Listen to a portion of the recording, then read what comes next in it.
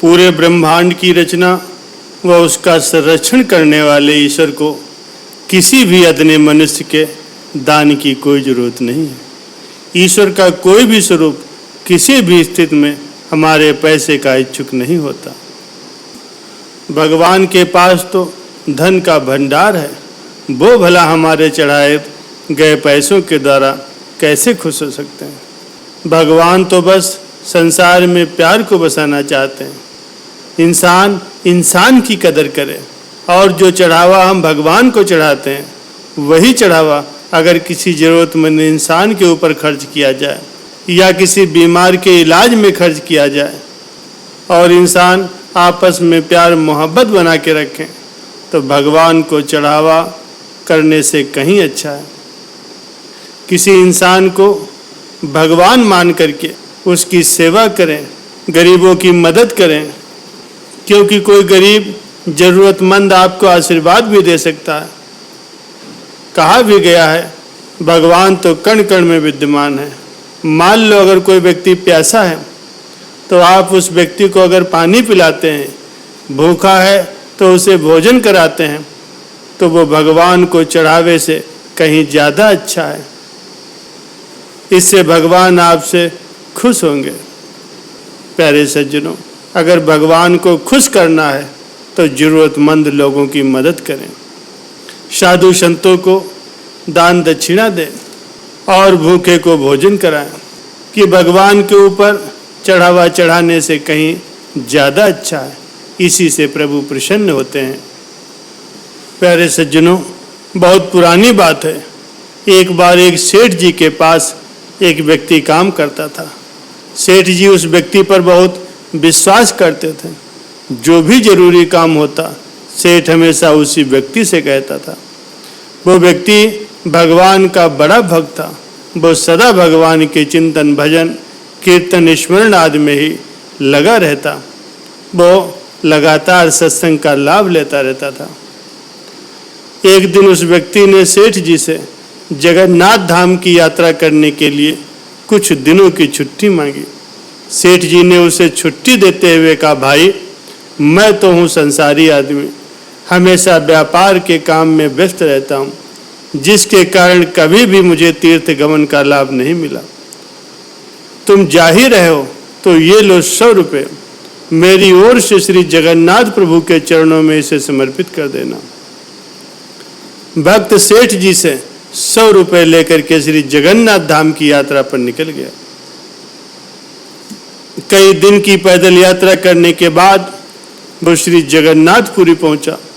मंदिर की ओर प्रस्थान करते समय उसने रास्ते में देखा कि बहुत सारे संत, भक्त, वैष्णव जन और साधु संत कीर्तन बड़ी मस्ती में कर रहे हैं। सभी की आंखों से अश्रुधारा बह रही है। जोर जोर से हरि बोल गूंज रहा है। कीर्तन में उसे बड़ा आनंद आ रहा था। वो भक्त भी वहीं रुक करके कीर्तन का आनंद लेने लगा। फिर उसने देखा कि कीर्तन करने वाले भक्तजन इतनी देर से कीर्तन करने के कारण उनके होंठ सूखे हुए और वो भूखे भी प्रतीत हो रहे थे। उसने सोचा क्यों न मैं सेठ जी के इन 100 रुपयों से इन भक्तों को भोजन करा दूं। उसने उन सभी को उन 100 रुपयों से भोजन की व्यवस्था कर दी। सबको भोजन कराने में उसे कुल 98 रुपया खर्च करने पड़े। उसके पास 2 रुपये बच गए।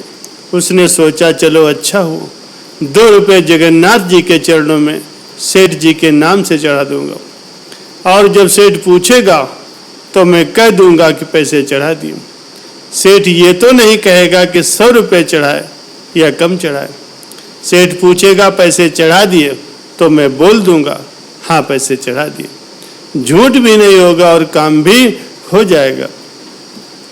भक्त ने श्री जगन्नाथ जी के दर्शनों के लिए जब मंदिर में प्रवेश किया तो श्री जगन्नाथ जी की छवि को निहारते हुए उन्हें अपने हृदय में विराजमान किया।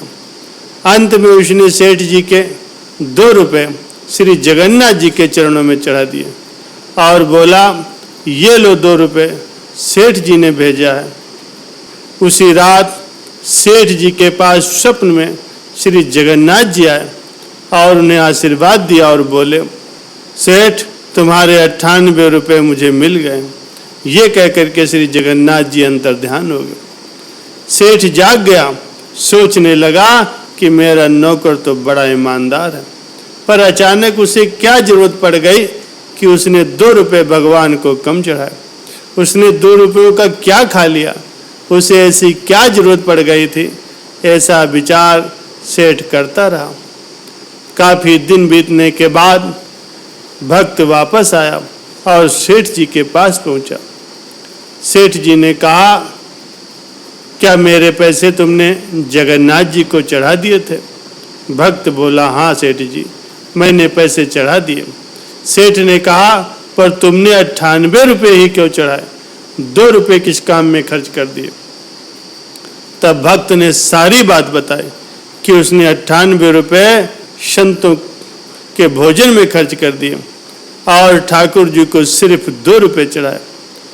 अब सेठ सारी बात समझ गया और बड़ा खुश हुआ और उस भक्त के चरणों में गिर पड़ा और बोला, आप धन्य हो, आपकी वजह से मुझे श्री जगन्नाथ जी के दर्शन यहीं बैठे बैठे हो गए।